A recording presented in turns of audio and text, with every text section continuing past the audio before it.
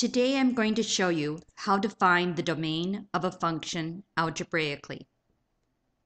There are only three concepts that we are going to talk about today. First,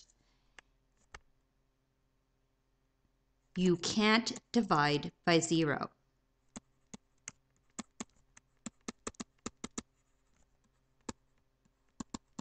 That means if you have a function, f of x is 1 over x, whatever is in the denominator, cannot equal 0.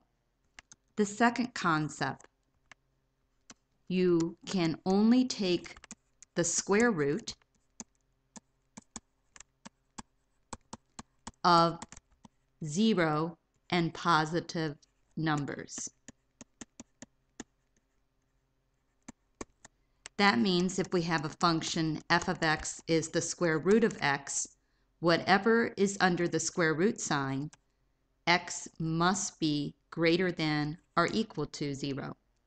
And then the third concept is you can only take the log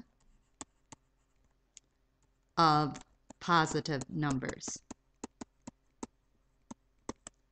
So if my function is a log function, x must be greater than 0 is the domain. So now let's apply these to some more complex functions. My first example of a problem of a function for which I'd like to find the domain is this, 3x plus 4 divided by x squared minus 9. If I look at the numerator, there's nothing wrong with the numerator. It doesn't violate any of our rules, so the numerator would have a domain of all reals. If I look at the denominator, I know that the denominator, which is x squared minus 9, cannot equal 0 because I can't divide by 0. Therefore, x squared cannot equal 9, and x cannot equal either positive or negative 3. Now, I'd like to put that in interval notation. So I'm going to think about the number line. And so I can not equal negative 3, and it can't equal positive 3, but it can equal everything else. All other reals would be possible. So last, I'm going to write the domain in interval notation. So it's negative infinity up to negative 3. I use a round parenthesis because that means it does not include negative 3. Union, the stuff that's in between, negative 3 to 3. Union, everything beyond 3.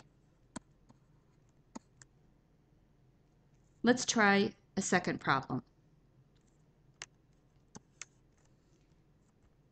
F of x is equal to the square root of x squared minus 2 divided by x minus 1. First, I'm going to start with the numerator. I see it has a square root, so x squared minus 2 must be greater than or equal to 0. That's because I can only take the square root of positive things, positive and greater than 0. Therefore, x squared is greater than or equal to 2. And now I'm going to square root each side. So I have x is greater than positive square root 2. But when you take a square root of x squared, you're also going to have a negative root 2.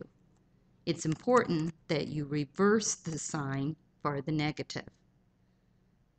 Now let's look at the denominator.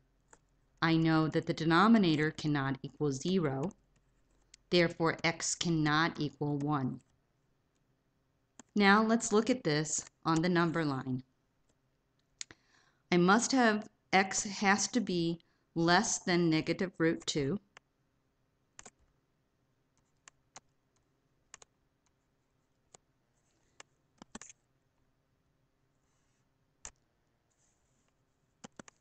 Or x must be greater than root 2. I also know that x cannot equal 1. That would be right here. 1 is a little less than the square root of 2. This doesn't really matter because it's not in the domain already. So the fact that 1 is excluded is not going to impact my final answer. The domain in interval notation will be negative infinity up to negative root 2 u, and I did that wrong, can equal negative root 2, so I'm using a square bracket. It's a solid dot, and then this would be the square root of 2 to infinity. Third example. Let's do f of x is equal to 1 over the square root of 3x minus 4. Nothing wrong with the numerator. Denominator is a square root. I'm going to then say 3x minus 4 is greater than 0. Note this time I'm actually doing two rules together. First, square roots must be greater than or equal to 0, but because it's in the denominator, I won't put that equal sign. I'll just do 3x minus 4 is greater than 0.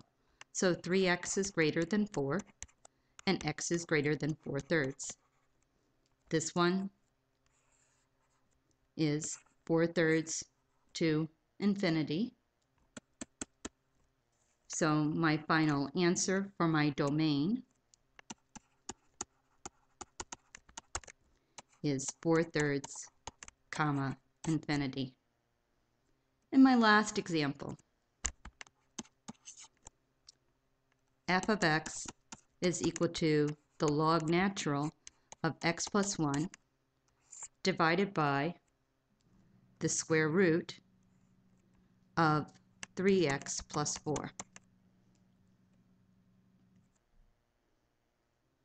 So first, for my log function, x plus 1, I can only take the log of a positive number, so x plus 1 must be greater than 0, and x must be greater than negative 1.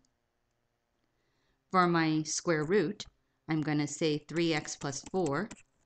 Notice it's in the denominator, so it must be greater than 0. Can't equal 0 because it would violate the division by 0. So 3x is greater than negative 4, and x is greater than negative 4/3. Let's put this on a number line. So I have negative 4/3, and I have a little bit beyond that, a little closer to 0, is negative 1. So it's going to start at negative 4/3. Everything that's greater, except it's going to skip negative 1, and then go on to infinity. Let's write this in interval notation. Negative 4/3, comma, negative 1, u, negative 1, comma, infinity. Hopefully, by drawing a number line, you will better able to write the function, the domain, in interval notation. In addition, remember there are only 3 rules to think of. You can't divide by 0. You can only take the square root of 0 and above, and you can only take logs of positives. There are, of course, rules in regards to trig, but these are the basic functions. Thanks for listening.